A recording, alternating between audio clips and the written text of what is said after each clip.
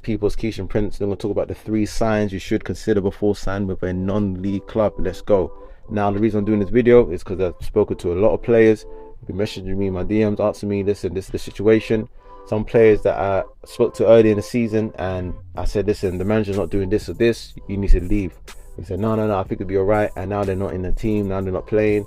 Now they want to, move on, etc.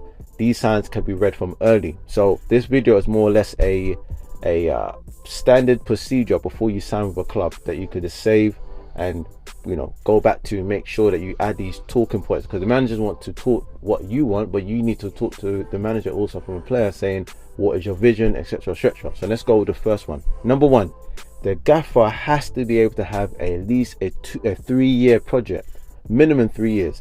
If the manager does not talk about a 3-year project, I'm telling you now that he may not be there by the end of the season. He may go out because why? His heart is not in something long term. Most managers at non-league level don't survive up to 2-3 seasons. Very rarely you have a manager that's been there for a very long time, ground up. But I can tell you now, but most managers don't stay no longer than 2 years max, and usually because of the project or because the chairman, the fallout of the chairman. But if they've got a good relationship with the chairman and say, listen, this is what we're going to do. Like Arteta, the reason why Arteta's able to sign Gabriel Jesus, Shevchenko, Gabriel, Saliba, all these players, is because he said to them, this is our project. He spoke to him about a project, a plan that he has in place in the next 3, 4, 5 years, whatever. We want to be the best team, for example. We want to be competing for this, we want to be competing for that. And the players are starting to see it. And he said, these are the players that I'm trying to get, etc, etc. So if a gaffer at non-league level can't talk like that, that's a sign that this brother is going to come in, and if things go wrong with at the bottom of the league or whatever, the chairman is not going to stand with him, and he's going to get him sacked, and it's going to be like gone. All right. And what will happen is the next manager coming will have to bring in 5 or 6 boys, and you're ending up doing another trial process within the team that you already started with.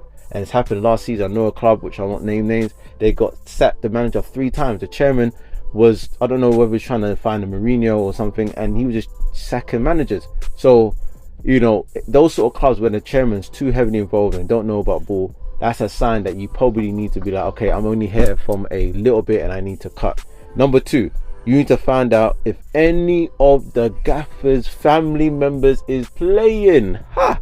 My God. If the manager's son is in the back 4 or up front, you can forget it. You're not going to play. I know so many teams right now that the manager's son is playing and they are dead food. Okay? They're not ready. They should not be playing, honestly. But the manager wants his son to play. Or the chairman's son has insisted that his son or his nephew or whatever has to play, and the gaffer don't like the player, but he has to do it because it's his job on the line. If that is the case, you need to move. Now you may think, oh, how am I going to find out? Just you could talk to one of the players. Oh, is the manager's gaffer? Is the manager's son here? No, none of them, bro. They will tell you. Then all right, cool, that's check 1 done. I've been into a team and I said, oh yeah, is the manager's, I remember younger, is that manager's son there? He's like, yeah, the centre mid. And I said, yeah, long. And I literally, I was better than him, didn't get played. The manager played me, we was rotating me and another guy in the one position, and his son kept on playing. And that's what it is.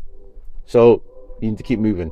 And number 3 is more on the stability side of things. You need to make sure that your money is going to be paid on time and how it's going to get paid. You got to make sure that you know the process and how you're going to get paid, whether it's a bank transfer, whatever it is. And number 3, also bonuses on FA Cup runs. Most managers, they don't put stipulations in players' contract non-league level that they're going to get some cut of the bonus. What happens if they go through, I remember one club in North London, and one good friend of mine, he was in a club, and they got to a good run, I think 2-3 rounds, and the players got like peanuts for the bonus, but the manager and the club started to pass the money around to the board, people that wasn't even on the pitch, to make it happen. And so you need to find out, listen, what's the percentage cut, how much do I'm looking to get paid if we have to go forward and everything like that, and a cut run, etc. And what's the bonus run if we win the league, because again, they get bonuses.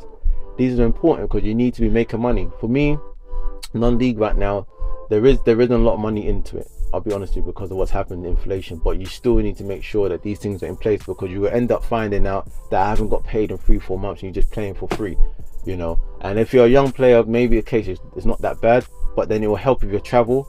But if you're like 24, 25 or 20, where we've got responsibilities, you need to make sure that these things are in place, because it's a job, it's a second job you're doing. You need to make sure that the payment's in place, especially when you're looking at clubs that is not touching it.